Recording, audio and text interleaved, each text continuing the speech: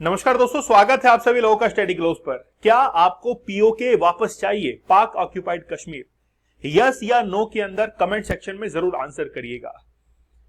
देखिए, पीओके आज एक ऐसी स्थिति के अंदर है भारत और पाकिस्तान के बीच में, जो कि बहुत लंबे समय से चला हुआ आ रहा है और हो सकता है आगे आने वाले समय के अंदर ये भारत का हिस्सा बन जाए।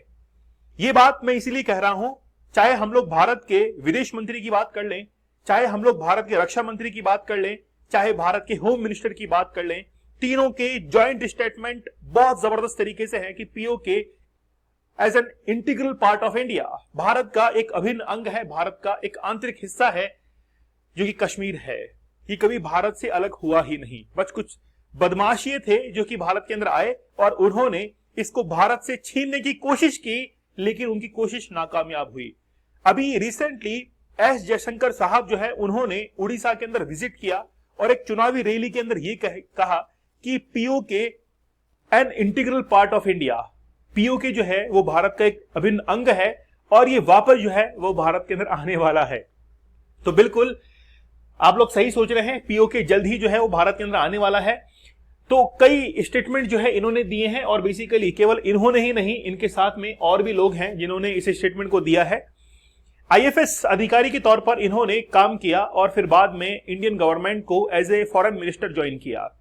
इनके वाकई में बहुत जबरदस्त रिकॉर्ड्स रहे हैं और जब ये बोलते हैं तो इनके सामने बहुत से दिग्गज नेता, चाहे अपोजिशन के अंदर हो, उनको चुप करवा देते हैं और साथ ही के अंदर इनकी जो फॉरेन पॉलिसीज के ऊपर एडवाइस है गवर्नमेंट को, वो बहुत जबरदस्त है। क्योंकि कहते हैं कि एक्सपीरियंस जो है ना, वो हमेशा जवाब देता है।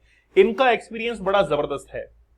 यहां पर राजनाथ सिंह जो है, उन्होंने भी एक स्टेटमेंट दिया था, no need to capture POK by force. हमको पीओके जो है उसको बाय फोर्स कैप्चर करने की जरूरत नहीं है। Its people will themselves want to join India. वहां के लोग ही खुद ब खुद जो है वो आज भारत में मिलने की कोशिश करेंगे और वो भारत में आकर मिल जाएंगे, ऐसा कहना है राजनाथ सिंह का। लेकिन इसके अंदर अमित शाह जो है वो भी पीछे नहीं है। इनका कहना है कि PoK an integral part of India, every Indians goal to get it back. हर भारतीय का ये आज टारगेट है कि ये वापस आना चाहिए। हो सकता है कि पॉलिटिकल स्पीच हो सकता है कि इन्होंने अपना वोट बैंक मजबूत किया और हो सकता है कि इन्होंने कि कैसे भी करके अपने वोटर्स को प्रभावित किया हो। हम लोग उस पक्ष में नहीं जाएंगे, हम लोग इस पक्ष में जाएंगे कि पीओके आखिरकार भारत के अंदर कैसे आ सकता है। तो हम लोग कुछ जवाब लेने की कोशिश करेंगे। आप लोग हमारे 75 डेज हार्ड चैलेंज के साथ में जरूर जुड़िएगा।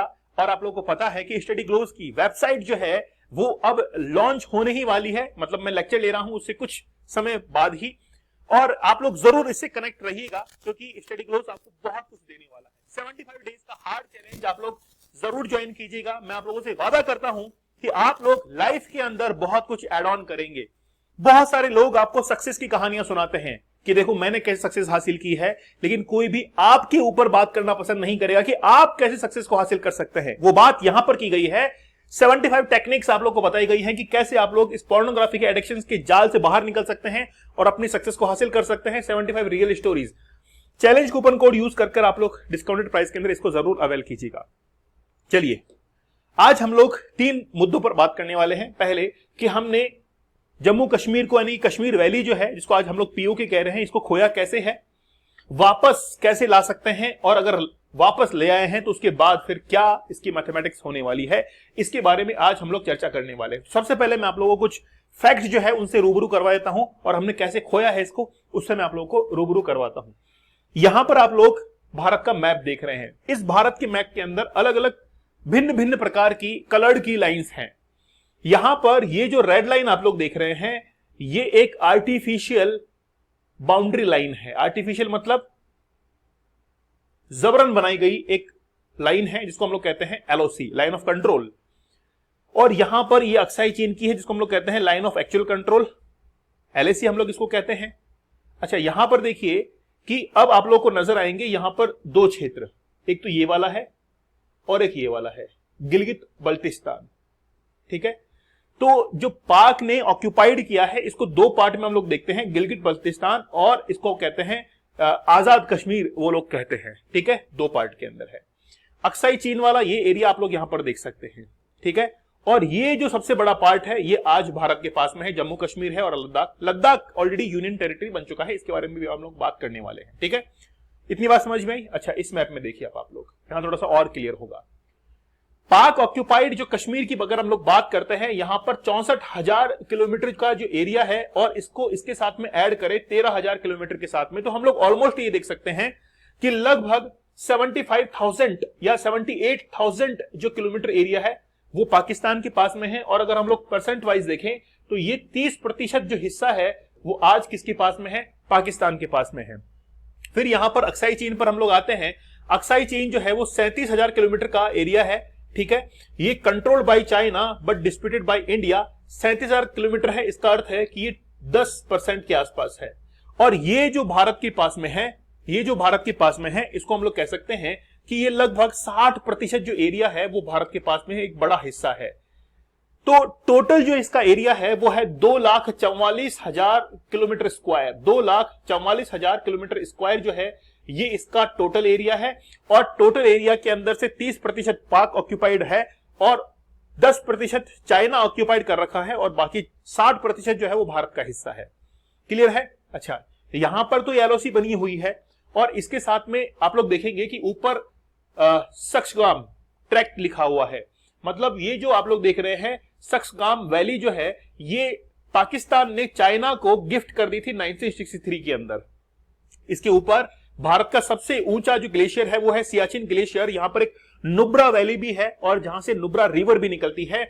ये सियाचिन ग्लेशियर जो है यहां पर इंडिया का कंट्रोल है और यही कंट्रोल रखना बहुत मुश्किलात का सामना करता है भारत के लिए, क्योंकि दोनों तरफ जो है वो चाइना और पाकिस्तान से घिरा हुआ है। अक्साई चीन पर आप लोग देखते हैं कि अक्सर जो है वो लड़ाइयां होती रहती हैं। बात करें हम लोग कि आखिरकार हुआ क्या था। देखिए बेसिकली बात क्या है, राजा हरि सिंह एक ऐसे शासक रह चुके हैं जो कि शासक के तौर पर तो हिंदू हैं, लेकिन उन्होंने अपनी जनता के ऊपर इतने टैक्सेस इंपोज किए थे जिसके कारण वहां की जनता उनके विरोध के अंदर आ गई। लेकिन जनता जो थी वो मुस्लिम कम्युनिटी से बिलोंग करती थी, इसलिए दोनों एक दूसरे के साथ में कॉन्फ्लिक्ट करते थे। हिंदू राजा है और वहां की जो जनता है वो मुस्लिम है, इसलिए कोई भी जनता जो कि एक अदर रिलीजन से बिलोंग करती है वो हिंदू शासक की सुनेगी नहीं और हिंदू शासक जो है उसकी भला नहीं चाहेगा। मतलब ये कॉन्ट्रडिक्शन है दोनों की मानसिकताओं के अंदर। अब होता क्या है बेसिकली कि 1947 के अंदर जब भारत आजाद होता है तो पाकिस्तान को यह लगता है कि कश्मीर उनका है, इसलिए कश्मीर के ऊपर जो पश्तून वहां की जो जाति है उनके द्वारा इन्वेड किया जाता है। यहां पर वो घुसने की कोशिश करते हैं और जब वो घुसते हुए आते हैं तो लगभग आप ये मान के चलिए कि वो कश्मीर के अंदर आकर एंटर कर जाते हैं। मतलब ये जो एलओसी है इसके अंदर तक आ जाते हैं। हरि सिंह इस बात से घबराते हैं और आते हैं सरदार वल्लभ भाई पटेल के पास में कि हुजूर हमें बचाइए। और उस समय सरदार वल्लभ भाई पटेल ये कहते हैं कि आप हमारे साथ में मिल जाइए, इंस्ट्रूमेंटेशन ऑफ एक्सेशन पर हस्ताक्षर कर दीजिए, हम अपनी फौजों को भेजेंगे, वहां पे आर्मी को भेजेंगे, डिप्लॉय करेंगे और वो पाकिस्तान के जितने भी फिदाइन हैं इनको बाहर कर देंगे। बोला ठीक है मैं साइन करता हूं। और यही एग्रीमेंट जो है वो 26 अक्टूबर 1947 को साइन किया गया हरि सिंह के द्वारा। और उस समय भारत की सेनाएं जो है वो डिप्लॉयड होती हैं। हम लोग इनको यहां तक ही निकालने में कामयाब हुए थे कि 1948 के अंदर जवाहरलाल नेहरू यूएन के अंदर पहुंच गए इस प्रस्ताव को लेकर कि पाकिस्तान ने ऐसी इस तरीके से जो है हरकत की है। यूएन के समय उस समय एक रेजोल्यूशन पारित हुआ और जैसे ही वहां से रेजोल्यूशन का नाम था 42 है ना उस समय था, तो उसके द्वारा जहां पर जो स्थिति थी वो बनी रही। मतलब जो जहां पर है वो वहां पर रुक जाए। तो पाकिस्तान की जो फौजें थी वो यहां पर आकर रुक गई। अच्छा, इसमें क्या होता है, इसमें पाकिस्तान की तरफ से मतलब यूएन ये कहता है कि भाई आप यहां पे क्या करवा लीजिए, जनमत संग्रह करवा लीजिए, है ना, कौन किसकी तरफ है। अब पाकिस्तान जो है वो ये कहता है कि भाई जनमत संग्रह हम लोग करवाएंगे, है ना, लेकिन भारत कहता है कि हम लोग जनमत संग्रह तभी करवाएंगे, लोगों से तभी पूछेंगे जब आप हमारी सरजमीन को छोड़ देंगे और अपने एरिया में वापस चल जाएंगे, उसके बाद में ही हम लोग क्या करवाएंगे, जनमत संग्रह करवाएंगे। क्योंकि यहां पर रहने वाले जो लोग हैं उनके ऊपर आपका प्रभाव रहेगा, दबाव रहेगा और वो आपके पक्ष में वोट डालेंगे और ये पूरी तरीके से मामला बिगड़ जाएगा। इसलिए जब तक तुम लोग बाहर नहीं निकल जाते तब तक हम लोग जनमत संग्रह नहीं करवाएंगे। ये तो हुई बात कि कैसे हमने इसको खोया। ठीक है, अब हम लोग ये देखना चाहेंगे कि आखिरकार हम लोग इसको पा कैसे सकते हैं, उसके बारे में हम लोग बात करेंगे, क्योंकि ये तो पास्ट की बात है, हम लोग बात करेंगे। ये उस न्यूज़पेपर की कटिंग है, इस पर लिखा हुआ है कि यहां पर जवाहरलाल नेहरू है, सरदार वल्लभ भाई पटेल हैं और 26 अक्टूबर को 1947 के अंदर इंस्ट्रूमेंटेशन ऑफ एक्सेशन पर सिग्नेचर किए गए और कश्मीर यानी कि बेसिकली कश्मीर को बचाया गया उस समय। यहां पर आप लोग देखिए, मैं आप लोगों को पहली स्ट्रेटेजी बताता हूं कि आखिरकार हम लोग पीओके को वापस कैसे ले सकते हैं। देखिए, अगर मान लीजिए कि आपको मुझे परेशान करना हो तो आप मेरी बाहर से लाइट बंद कर देंगे ताकि मैं स्टूडियो को सेटअप ना कर पाऊं और लेक्चर डिलीवर ना कर पाऊं। पहला आपके पास में ये साधन है। दूसरा ये है कि इंटरनेट को बंद कर दो, ना रहेगा बांस ना बजेगी बांसुरी। मतलब कुछ ऐसा ही काम करना पड़ेगा पाकिस्तान के साथ में। पाकिस्तान जो है वो उसकी इकोनॉमी जो है उसको हमको तोड़ना पड़ेगा, पहली बात। बलूचिस्तान जो कि काफी ज्यादा चाहता है, परेशान कर रहा है पाकिस्तान को, इसको हम लोग को थोड़ा सा और बर्न करना पड़ेगा। बलूचिस्तान को अगर हम लोग और थोड़ा सा बर्न करेंगे, मतलब indirectly in terms of economy, तो वो जो है वो पाकिस्तान से अलग होने की कोशिश करेगा। पाकिस्तान इसके अंदर उलझा हुआ रहेगा और अपनी इकोनॉमी को, अपने पैसे को इसके ऊपर खर्च करेगा। दूसरी बात, हमको अफगानिस्तान जो है इसका रास्ता अख्तियार करना पड़ेगा। अफगानिस्तान को हमको बहुत अच्छे से टैकल करना पड़ेगा, सॉफ्ट पावर यूज करनी पड़ेगी, ताकि कल को अगर भारत पीओके को लेना चाहता है तो कम से कम अफगानिस्तान जो है वो भारत के ऊपर कोई भी अटैक ना करे और ऊपर से अफगानिस्तान जो है वो पाकिस्तान को परेशान करता रहे। दूसरी, तीसरी, चाइना जो है उसके साथ में पीस मीट जो है वो की जाए। मुश्किल है लेकिन नामुमकिन नहीं है कि CPEC, China Pakistan economic corridor जो है वो पीओके वाले एरिया से जा रहा है ना, शिनजांग प्रांत जो है वहां से कनेक्ट कर रहा है बंदरगाह को, पाकिस्तान का बंदरगाह है ना, ग्वादर बंदरगाह, इसको कनेक्ट कर रहा है। तो बेसिकली क्या है कि चाइना के साथ में पीस हमको एक मीट करनी पड़ेगी, एग्रीमेंट करना पड़ेगा, ताकि ये सीपीईसी जो है इसको सस्पेंड कर सके। तो कि फिर उसके बाद में चाइना और पाकिस्तान जो है वो बेसिकली रोड के जरिए, रोड मतलब इसके सी रूट जो है इसको अपनाकर ही वो अपना ट्रेड वगैरह कर सकते हैं।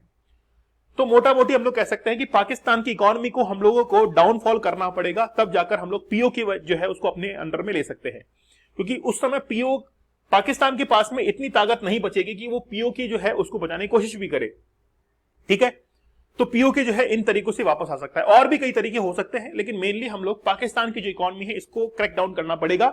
ऊपर से चाइना को बैलेंस करना पड़ेगा, ताकि चाइना जो है वो जब हम लोग पीओके को लेंगे तो उस समय चाइना जो है वो किस तरीके से हमको परेशान ना करे, तो हमको वहां पर और मजबूती चाहिए होगी। अगर चाइना नहीं एग्री करता है तो हमको वेपन्स की कंडीशन के अंदर वहां पर बहुत अच्छे वेपन्स चाहिए होंगे। और ध्यान रखिए, हम लोग पूरी सेना को पीओके के अंदर तैनात नहीं कर सकते हैं, हमको हमारी और भी जो बॉर्डर है उसको भी सुरक्षित रखना है। ठीक है, तो हमको कहीं ना कहीं पाकिस्तान जो है इसको क्या करना पड़ेगा, टारगेट करना पड़ेगा, तब जाकर हम लोग इसको क्या कर पाएंगे, टारगेट कर पाएंगे। लेकिन बस बात यह है कि थर्ड पॉइंट हमारे लिए क्या था कि अगर हमने पा लिया है, पीओके पा लिया है, तो उसके बाद क्या हमारे हालात सुधरेंगे। देखिए, पहली बात तो यह है, अगर हमारे पास में पीओके आता है तो पहली कंडीशन तो यह है कि हमारा नुकसान क्या होगा। पहले नुकसान के बारे में बात कर लेते हैं। भारत की जनसंख्या आज लगभग 1.5 अरब के पास में पहुंच चुकी है। 1 अरब 50 करोड़ मान लीजिए आप लोग, इतनी पहुंच चुकी है, क्योंकि जनसंख्या के आंकड़े आए नहीं है, तो इतनी जनसंख्या हमारी पहुंच चुकी है। तो पहले तो हम लोग इसी को बैलेंस करेंगे और ऊपर से वो जनसंख्या और आ जाएगी, तो हमारी इकोनॉमिक जो रिसोर्सेज है वो और डिवाइड होते हुए दिखेंगे। दूसरी बात कि जो टेररिस्ट हैं उस एरिया के अंदर एक्टिव हैं, वो भारत की ओर रुख कर लेंगे। तीसरा कि पाकिस्तान हमारे प्रति और एग्रेसिव हो जाएगा। ये छोटे मोटे नुकसान है, हम लोग झेल लेंगे। फायदा क्या है, सुनिए।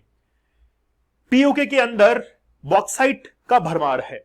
बॉक्साइट भयंकर रूप से पाया जाता है, बहुत अच्छी तरीके से है। वहां पर गोल्ड है, वहां पर कोल है, और रिसेंटली आप लोगों को पता होगा कि लिथियम के बहुत बड़े भंडार जो है वो कश्मीर के अंदर पाए गए हैं। साथ में वहां पर अगर मान लीजिए कि हाइड्रो इलेक्ट्रिक के प्रोजेक्ट चलाए जाएं तो वो भी बहुत बेहतरीन तरीके से हमको पावर जनरेट करके दे सकते हैं। मतलब in terms of economy Bharat को बहुत बड़ा फायदा हो सकता है पीओके के आने के बाद। ये कंडीशन हमारे लिए है, मतलब जो हमारे लिए रिसोर्सेज अवेलेबल है उनके अंदर बढ़ोतरी होगी, कमी नहीं होगी, और भारत को नुकसान नहीं होगा, फायदा ही होगा पीओके आने के बाद। ठीक है, हाँ कुछ मुश्किलात का सामना करना पड़ेगा, लेकिन उसके लिए हम लोग तैयार हैं। लेकिन पीओके आखिरकार इतना इंपॉर्टेंट क्यों है? पहली बात तो ये है कि ये जो पीओके है ये बेसिकली बॉर्डर शेयर करता है सेवरल कंट्रीज के साथ में। जैसे आप लोग देखिए कि अगर हमको अफगानिस्तान से कनेक्ट होना है तो कहीं ना कहीं पीओके वाला जो एक्सेस है इससे हम लोग डिस्कनेक्ट है।